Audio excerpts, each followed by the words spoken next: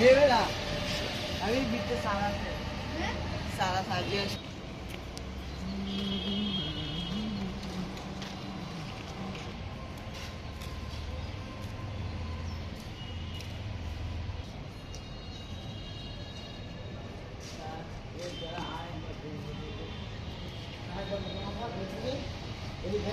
মাত্র ৩০% টাকায় জমির মালিক হয়ে নতুন বাংলাদেশের গড়ে তোলার স্বপ্ন দেখা বাংলা বসতি। আমার নাম সৌরভ, আমি আঞ্জুমান আদর্শ উচ্চ বিদ্যালয়ে একজন মানবিক শিক্ষার ছাত্র।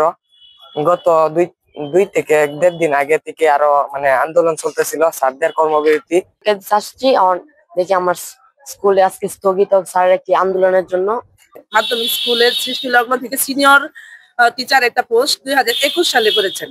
এটার একটা প্রমোশন হয়েছে, সেখানে আমি 2010-এর অর্ধেক বেস কি করে কোনো বিচার বিশ্লেষণ ছাড়াই প্রমোশন দিয়ে দিয়েছে। আমাদের ব্যাচেরই অর্ধেক আমরা বাকি আছি। এই 5টি বছর যাবৎ যারা বাকি আছি তারা এত দৌড়াদৌড়ি করছেন, বাট আমাদের কোনো কিছুতেই রেসপন্স করছেন না, কোনো প্রমোশন দিচ্ছেন না। ইতিমধ্যে যে 4টা দাবির কথা আমাদের স্যার বলেছেন, সেই দাবির পক্ষে আমরা সবাই অবস্থান নিচ্ছি।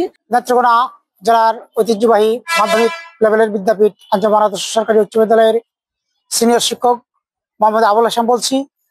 আমরা আশা করছি বর্তমান সরকার আমাদের ন্যায়সঙ্গত ন্যায্য দাবিগুলি সত্তর মেনে নেবেন।